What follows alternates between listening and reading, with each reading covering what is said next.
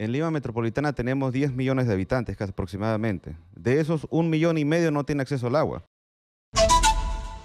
Eduardo Contreras es ex gerente de la Confederación Nacional de Juntas de Usuarios del Agua del Perú. ¿Cómo está, Eduardo? Buenos días, bienvenido a Exitosa. ¿Qué tal? Muy buenos días, Jesús. Bueno, escuchaste o has estado escuchando lo que hemos venido conversando sobre el tema de la importancia del agua dulce aquí en el Perú y en el mundo. Entonces, yo quería preguntar, a través de tu experiencia, ¿cómo se encuentra el sector agrícola? ¿Cuáles son sus principales problemas y retos? Bueno, la problemática es bastante conocida. Hay una reducción de la frontera agrícola por estrés hídrico. Realmente el estrés hídrico no es cosa nueva, ¿no? Y tal vez para nomás ahí decir unos datos. Hace un momento mencionabas de que acá en Lima iban a ser afectados aproximadamente unas 500.000 personas aproximadamente. Por el recorte, según Por su el caso. recorte. Pero en Lima Metropolitana tenemos 10 millones de habitantes casi aproximadamente. De esos, 1,5 millones no tiene acceso al agua. Y de ese 1,5 millones que está fuera de esos 500.000, va a haber no sé si recuerdan el fenómeno del niño de 2017-18 que hubo un Sí, por racionamiento supuesto. de agua. Pero hubo el racionamiento porque el huaico cayó, o los huecos cayeron a la planta de tratamiento de Sedapal y el barro y las piedras generaron un problema para poder tratar el agua. Por eso hubo el cierre y hubo el racionamiento de agua. Exactamente, porque toda vez que hay fenómeno del niño, lógicamente el caudal no viene limpio el agua, viene con sedimento. Obviamente la tragedia cierran las compuertas para poder avanzar. Ahora que tú me lo recuerdas, lo sé perfectamente porque tuvimos que salir a los mercados todos a comprar Exactamente. baldes para poder En los guardar parques agua, que ¿no? tenían cisternas, uno tenía que ir con Y los su... edificios tenías que decirle a la gente, oye, por favor, el pozo que tienen arriba, cuídenlo, ¿no? Porque el agua nos puede durar una semana, 2 semanas, y el Exactamente. almacenamiento no sabemos cuánto va a durar. Y el tema es eso, el tiempo. Y es lo mismo que está pasando en el tema agrario. En el tema agrario tenemos a nivel nacional casi todos los reservorios colmatados casi en un 50%. ¿Qué quiere decir? Que de su capacidad máxima que tiene el reservorio, solamente el 50% funciona. Y si a eso tú le agregas, obviamente el fenómeno del niño que prácticamente genera destrozos en la infraestructura hidráulica, a nivel nacional tenemos 55.000 kilómetros aproximadamente de infraestructura de riego. Ahorita con el ciclón Yaku, que fue realmente un chispazo de lo que va a ser el fenómeno del niño, fue algo breve y fue bastante Destructivo. violento. ¿Sí? Fue destructivo, ¿ah? No fue menor. Hasta ahorita no se termina de rehabilitar ni el 10% de la infraestructura que fue dañada Por el Yaku. por el ciclón Yaku. Y ahorita con el fenómeno del niño que se viene, lógicamente ni siquiera estamos preparados ni con información, ni con infraestructura, ni con logística, ni con presupuesto para lo que va a haber. Entonces, lógicamente, los reservorios después del fenómeno del niño se van a colmatar más. El ciclón Yaku ha colmatado más incluso los reservorios. Y justo esta problemática nacional se le hemos planteado infinidad de veces al Ministerio de Agricultura, a la Autoridad Nacional del Agua. Incluso hace poco hemos estado con el Ministerio de Vivienda para implementar de plantas desalinizadoras para uso poblacional, sobre todo para los balnearios de Lima. ¿Por qué? Porque la expansión urbana en Lima es altísima y lógicamente ya tenemos que buscar otras fuentes para el consumo humano, ¿no? Eso que tú dices es importante, porque el tema de tener plantas desalinizadoras no es de ahora, ya tendría que haber sido parte de un proyecto de al menos 10 años, ¿no? Para poder tener una contingencia estimada en el incremento de la población, ¿no? Que es bastante grande. En Lima, tú lo has dicho claramente, vivimos 10 millones de personas, pero antes no era tanto así. Pero ya se proyectaba que íbamos a tener ciudades satélites como San Juan de Lurigancho, donde tienes 1 millón de personas que sufren justamente por la falta de agua potable, ¿no? Ahora, el tema del agua desalinizada es justamente para tener el consumo humano. Yo voy a lo otro, que el agua desalinizada para la agricultura no es... El tema del lo agua recomendable. desalinizada, usualmente el problema es el costo. Entonces, para uso agrario, usualmente tú tienes varias plantas desalinizadoras en el litoral peruano. Solo existe una para agua de consumo humano, que es la que está acá en Santa María, en los balnearios de San Bartolomé, Punta Hermosa, Punta Negra. Entonces, nosotros lo que le hemos exigido al Ministerio de Vivienda es de que implemente más plantas para consumo humano, porque al final ya el destrés hídrico nos está obligando a que los diferentes usos energético, minero, agrícola, poblacional empiecen a colisionar.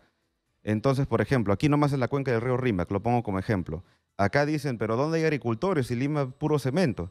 Pero si tú empiezas de Chaclacayo para arriba, hay agricultura. Informal, pero hay agricultura. Puente Piedra. Por supuesto, es la cuenca del río Chillón. Claro. Es Sí, que te vas hasta Canta. aquí en Lima, como la conocemos, hay 3 cuencas que son conocidas: el Claro, Rímac, Chillón y y Lurín. Lurín, así es. O sea, Lurín es de acá, como que no va a haber agricultura, claro que la hay. Y de hecho, el tema es de que ha habido tan poca planificación para la gestión integral de los recursos hídricos que ahorita Lurín solamente sirve para recargar el freático.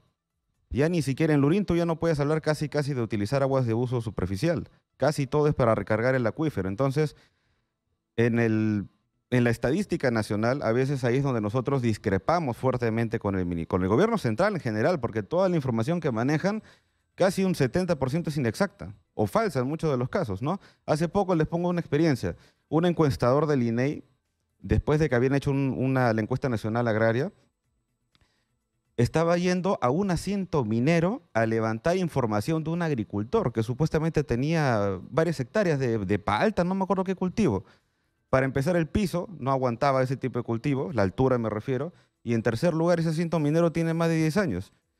Entonces, el padrón de productores agrarios y mucha de la información que maneja el ministerio con la que se hacen todos los proyectos de intervención es información falsa. Yo les pregunto, por ejemplo, acá en la cabecera de la cuenca del río Rímac, hay agricultura, pero no tienen ni idea de cuál es la oferta ni de la demanda hídrica real. Y eso le afecta a Lima metropolitana. Por eso es que no tenemos una buena planificación, porque tenemos datos cerrados. Ujú. Bueno, y la data es sustancial hoy más que nunca. Exacto. Y además tenemos mecanismos para hacer un mejor control de las cosas, ¿no? Con la tecnología, la inteligencia artificial, o sea, podríamos avanzar en ese aspecto y tener información. A ver, ¿por qué es importante la data para que el público lo sepa? Para desarrollar estrategias, para saber, tener Para lectura de lo planificar. que podría pasar y luego poder planificar como país, como autoridad, pero ya ven ustedes que eso no se está haciendo. O sea, como todo en la vida en este país, que es lamentable en realidad que cosas de este tipo las sepamos, las conozcamos, se adviertan, pero no se atiendan. Así es. Por ejemplo, hace un momento yo te escuché que decías que la SUNAS había estimado que ante un potencial fenómeno del Niño, dependiendo de la gravedad que pueda tener, iba a haber una reducción en la oferta hídrica del 50%. En buen cristiano, que iba a haber, si antes había 1 litro para cada persona, ahora va a haber medio litro. Así es. Pero, el gran problema que tiene la demanda hídrica acá en Lima es de que el 30% del agua se pierde por problemas de monitoreo, malas tuberías, mala infraestructura hidráulica. Entonces, ¿qué pasa? Sedapal está tan concentrado en resolver su rol de operador, o sea, para distribuir agua a la población, que no tiene un trabajo real en las cabeceras de cuenca. Y eso es donde ahí nosotros, como juntas de usuarios, impulsamos a través, obviamente, del sector agrario, no a través del sector de vivienda, de que exista una mayor eficiencia y una mayor eficacia en el uso de los recursos hídricos. Porque nosotros, para cada agricultor, gota a gota, depende de eso su subsistencia o su economía en muchas de las veces. Entonces, es por esa la razón de que hemos comprendido como juntas de usuarios de que tenemos que unirnos en un solo gremio único para poder exigirle al gobierno que no dé espalda a la información y a la casuística que hay a la fecha. Como, imagínate, se viene un fenómeno del Niño y nadie tiene idea de qué acciones tomar, ¿no? Entiendo yo que los gremios agrícolas, como otros seguramente, no encontraron mayor eco a sus demandas en el mensaje de la nación de la señora Dina Boluarte, salvo el tema presupuestal para atender emergencias a través de los gobiernos locales, o sea, regionales. No, pero fue un mensaje, bueno, creo que todos los gremios agrarios que existen, todos nos conocemos, absolutamente nadie salió a decir ni una sola palabra a favor del mensaje de la nación. Y vamos a que mencionó el tema de la planta petroquímica para los fertilizantes, y eso fue una problemática muy fuerte el año pasado por la guerra entre Rusia y Ucrania. Y no solamente es para obviamente tener lo que necesitan los agricultores, que es la uria. La uria que no pudo comprar el gobierno de Pedro Castillo. Así ¿no? es. Y no que sé 4 veces se no cayó sé la cómo está este licitación. gobierno en ese aspecto, porque también ese tema ya se dejó de comentar o de hablar. Lo que pasa es que ahorita, como valgan las reglas del mercado, ahorita el arroz tiene un buen precio, entonces el agricultor por ese lado no siente el costo del fertilizante en este momento. Pero ¿cuál es el problema con el mensaje de la nación que hubo? Que usualmente se supone que cada titular le presenta su pedazo del mensaje de la nación a la presidenta. Y es que hay una desvinculación absoluta entre el sector y la realidad. ¿Y con esto qué quiero decir?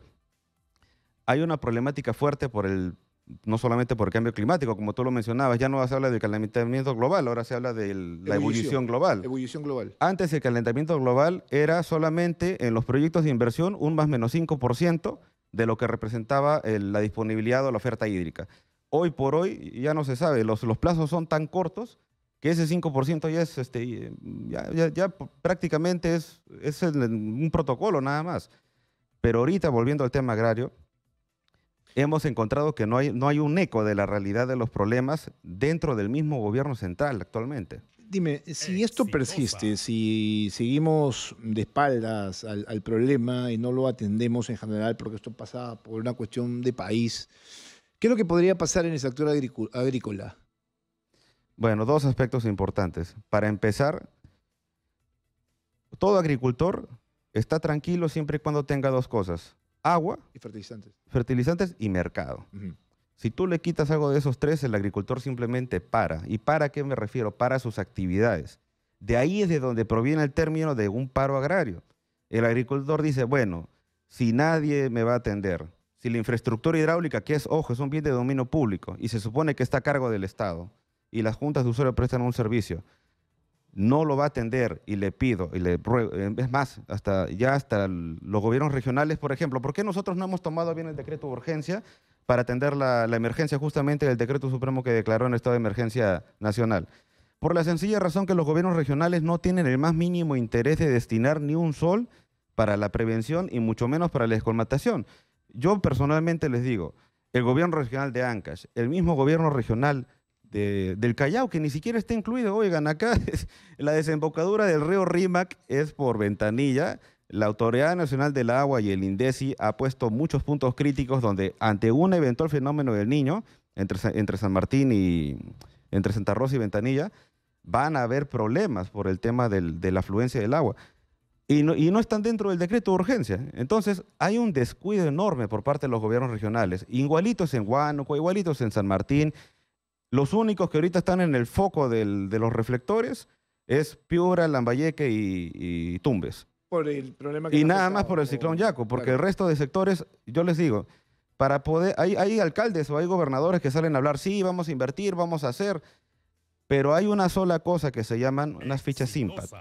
Son unas fichas donde los gobiernos regionales o cualquier autoridad tiene que declarar qué tipo de emergencia tiene para la infraestructura. Y no lo hacen. Casi nadie lo tiene, entonces, Bueno, pero ¿cómo van a invertir? Imposible. ahí hay una serie de problemas, sobre todo de capacidad para gestionar cosas en los gobiernos regionales. Más es Por eso- voluntad política que Por eso se capacidad habla de también del gestión. fracaso del modelo, ¿no? El fracaso del modelo regional y ya es un hecho.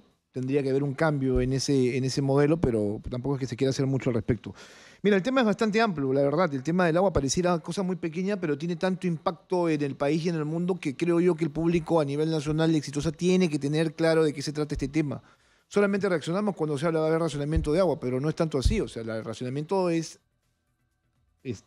complejo. Bueno, no solamente complejo. Miren, ahorita no importa qué acciones tome el gobierno central ni subnacionales. Si se da un fenómeno del Niño, que ahorita todos los indicadores apuntan a que se están dando las condiciones y la tendencia para que se dé no ha variado, sí o sí va a haber racionamiento de agua.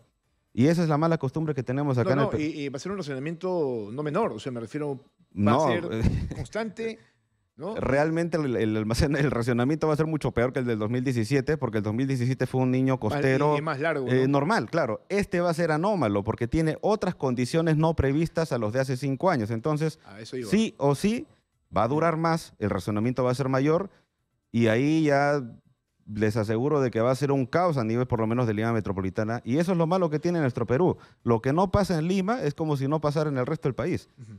Entonces el gobierno central Bien. tarde o temprano se va a dar cuenta Eduardo. de que tiene que escuchar al sector agrario, al sector público y al sector privado. Gracias por estar esta mañana con nosotros, Eduardo. Aunque suene catastrófico, creo que es importante decirlo también. No, y desde acá quiero aprovechar más bien para invocar a todas las juntas de usuarios que se unan en un solo gremio único para poder hacer frente a esta crisis, porque las soluciones ya está demostrado que no lo tiene el sector público, sino lo tienen los que viven la realidad día a día. Bien, Gracias. Eduardo Contreras, ex gerente de la Confederación Nacional de Juntas de Usuarios del Agua del Perú, también con su punto de vista respecto a lo que significa la problemática del agua. Ya lo saben ustedes, advertidos estamos.